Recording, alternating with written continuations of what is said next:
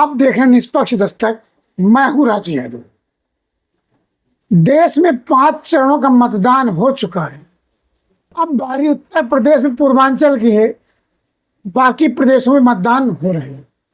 लेकिन जैसे जैसे चुनाव पूर्वांचल की ओर बढ़ रहा है, अखिलेश यादव के चेहरे की चमक और जनता की भीड़ उनकी तरफ बहुत तेजी से आकर्षित हो रही है। अखिलेश यादव की रैली में जिस तरह से भीड़ आ रही है, उस तरह से विपक्षी खेमे की हालत खस्ता हो गई है। इससे पहले आपने देखा 3 दिन से लगातार अखिलेश यादव की रैली में इस तरह से भीड़ आ रही है कि प्रशासन को उसको संभालना मुश्किल हो जा रहा है। फूलपुर, संत कबीर नगर, इसके बाद अब आजमगढ़। आजमगढ़ में जिस तरह से अखिलेश यादव की रैली में जन सैलाब उमड़ा है, विपक्षी खेमे की नींद उड़ गई है। अभी आपने देखा होगा फूलपुर लोकसभा जब गए थे, भीड़ इस तरह बढ़ी, इतना आकर्षित हुए अखिलेश यादव से मिलने के लिए कि वो अपना पूरा भाषण भी नहीं दे पाए। संत कबीर नगर का यही असर होता है। आज आजमगढ़ में फिर यही दोहराया गया है। वो अलग बात है, जाकी रही भावना जैसी, प्रभु मुहूर्त देखी थी तैसी। जहां एक तरफ कुछ दल आरोप लगा रहे हैं कि ये इसी तरह से जिस तरह से इनकी रैली में उपद्रव हो रहा है, अगर ये सत्ता में आएंगे तो ऐसा ही होगा, लेकिन ऐसा है नहीं। अखिलेश यादव से मिलने के लिए, अखिलेश यादव को सुनने के लिए, अखिलेश यादव जिस तरह से उत्तर प्रदेश में अपने वर्चस्व को कायम किए हुए हैं, उनको सुनने के लिए, उनकी परिपक्वता को देखते हुए आज भीड़ उनकी तरफ बढ़ रही है। अखिलेश यादव बड़ा आरोप सरकार पर लगाते हैं, हमारे देश की गरीब जनता का कर्जा नहीं माफ होता है, लेकिन कर्जा उन लोगों का माफ होता है जो करोड़पति और अरबपति हैं। विगत 10 वर्षों में मोदी सरकार ने, नाम लेते हुए उन्होंने कहा है, विगत 10 वर्षों में 25 लाख करोड़ का कर्जा मोदी सरकार ने अरबपतियों और करोड़पतियों का माफ किया है।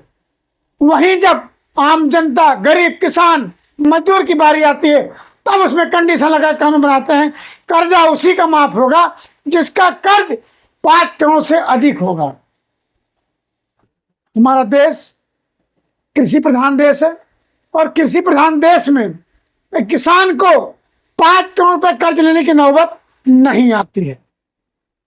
गांव का किसान, मजदूर, नौजवान, बेरोजगार लाख, 2 लाख, 5 लाख का कर्जा लेकर अपना काम चलाता है, लेकिन सरकार ने उनको नहीं ध्यान दिया, सिर्फ अपने इष्ट मित्रों, उद्योगपतियों का ही कर्जा माफ किया है। और कानून बनाते हैं कि 5 गुना अधिक कर्ज जिसका कर्ज होगा वही माफ होगा।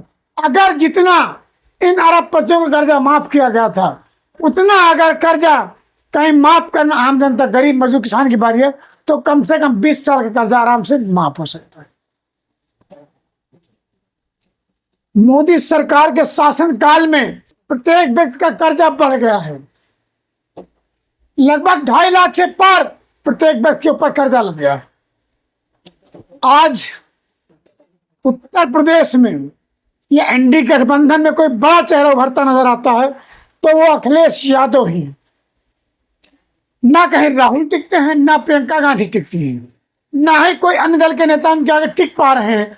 जैसा आप जानते हैं, देश का सबसे बड़ा प्रदेश उत्तर प्रदेश, सबसे बड़ा सांसद वाला क्षेत्र उत्तर प्रदेश, यहाँ पर 80 लोकसभा सांसद आते हैं, और उसका प्रतिनिधित्व, उत्तर प्रदेश का प्रतिनिधित्व अखिलेश यादव कर रहे हैं। अखिलेश यादव की वाकपटुता से और बोली से, उनकी रैली में उमड़ती भीड़ से कहीं ना कहीं विपक्षी दंग है। रही बात 5 किलो राशन की, अखिलेश यादव कहते हैं सत्ता में आते ही 10 किलो राशन फ्री कर दिया जाएगा। आधे अधूरे रोजगार की बात जब आती है अग्निवीर की, अखिलेश यादव का साफ साफ कहना है, नौकरी मिलेगी तो पूरी, अधूरी नौकरी हम नहीं देंगे।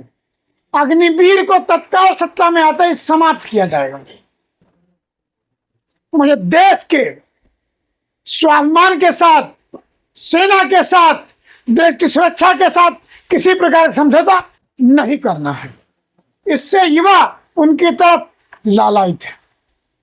रही बात बाबा साहब भीमराव अंबेडकर के संविधान की, 400 पार की बात सिर्फ इसीलिए कहता है कि जब हम 400 के पार होंगे तभी हम संविधान को बदल पाएंगे। और जब से यह आरोप सत्ता दल पे लगा रहा है एनडीए गठबंधन, तब से प्रधानमंत्री मोदी ने किसी से ये नहीं पूछा है, उनके प्रत्याशियों ने, उनके सांसदों ने, जिन्होंने कहा है कि 400 पार आते ही हम संविधान बदल देंगे, उन पर कोई कार्रवाई नहीं हुई है। एक छोटी सी बात ले लीजिए, जब अरविंद केजरीवाल जेल से बाहर आए थे, उन्होंने आरोप लगाया था कि अगर मोदी सरकार बनती है तो जैसे ही मोदी 75 साल के पूरे होंगे, अमित शाह को प्रधानमंत्री बना दिया जाएगा और 2 महीने के अंदर उत्तर प्रदेश के मुख्यमंत्री योगी आदित्यनाथ को सत्ता से बेदखल कर दिया जाएगा। तत्पश्चात भाजपा सरकार सक्रिय हो जाती है। उसके छोटे नेता हों या बड़े नेता हों, आकर तुरंत सफाई देते हैं, ऐसा नहीं होगा। लेकिन जब से एनडीए गठबंधन कह रहा है कि भाजपा सरकार आएगी तब संविधान बदल दिया जाएगा, किसी नेता के अभी तक मुंह नहीं खुले हैं, सबके मुंह बंद हैं। जिन्होंने कहा उन पर भी कोई कार्रवाई नहीं होती। इसका मतलब साफ है कि भाजपा की रणनीति संविधान बदलने की है। अगर ना होती कुछ ना कुछ सफाई जरूर आता।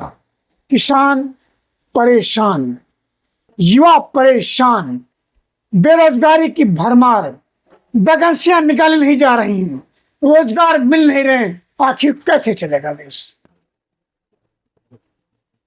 उत्तर प्रदेश से 60,000 युवाओं को भर्ती से बेदखल किया जाता है। विगत 10 वर्षों में जो भी भर्ती आती हैं, पर्चा लीक हो जाता है और भर्ती स्थगित हो जाती है। सीट भी मेरी, पद भी मेरी, कान ये पकड़ो या ये पकड़ो, दर्द बेरोजगारों को होता है, युवाओं को होता है। बच्चा पढ़ लिख कर तैयारी करके पेपर देता है और पेपर लीक हो जाता है, फीस भी उसकी जब्त हो जाती है। आखिर कैसे समझेंगे बेरोजगारों पर दर्द पे। रही बात आरक्षण की, तो लगभग आरक्षण समापन की ओर ही है। देश की संस्थाएं, सरकारी संस्थाएं आज निजीकरण कर बहुत तेजी से अग्रसर हो रही हैं। चाहे रेलवे हो, पीडब्ल्यूडी हो, एयरपोर्ट हो, कई सारी संस्थाएं बहुत तेजी से निजीकरण की ओर अग्रसित है। जब आप सोचिए विगत 10 वर्षों में भर्ती निकलती है, परीक्षा लीक हो जाती है, भर्ती होती नहीं, आरक्षण कहाँ मिलेगा। जब भर्ती होगी तभी तो आरक्षण मिलेगा। भर्तियां करनी नहीं है, पेपर निकालना है, खर्चा ले लेना है, उसके बाद भर्ती स्वीकृत कर देना। आखिर कैसे होगा।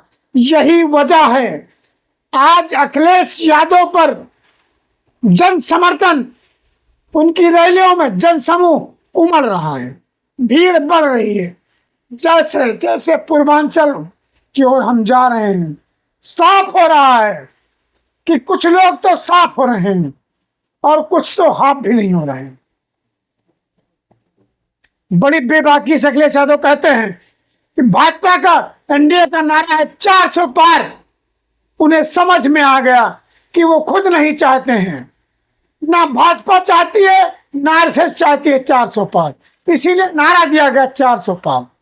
अखिलेश यादव ने कहा 400 पार का मतलब समझते हैं आप।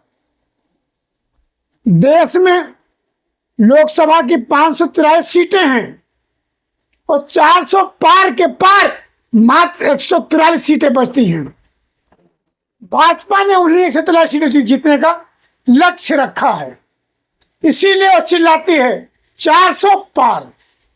वही जनता कहती है इस बार भाजपा की हार, 400 की हार, होगा इनका तिरस्कार। आखिर कैसे। जन समूह ने मान लिया है इस बार इन्हें हराना है, बाबा साहब भीमराव अंबेडकर का संविधान बचाना है। ऐसा ही गणित एनडीए गठबंधन भाजपा पर, एनडीए पर लगातार लगा रहा है। इनकी कथनी करने का फर्क साफ नजर आता है। ये मैं सिर्फ एनडीए गठबंधन के जो नेताओं ने कहा है उन्हीं को मैंने आपसे स्पष्ट किया है, इसमें मेरा कोई अपना विचार नहीं है। जो भी आरोप प्रत्यारोप लगे मैंने सिर्फ उन्हीं को अपनी जुबानी बेबाकी से निष्पक्ष दस्तक ने आप सबके सम्मुख रखा। अगर आप इन सबसे सहमत हो तो अपने सुझाव कमेंट्स बॉक्स में जरूर दीजिएगा और हो सके तो निष्पक्ष दस्तक चैनल को सब्सक्राइब जरूर कीजिएगा। धन्यवाद।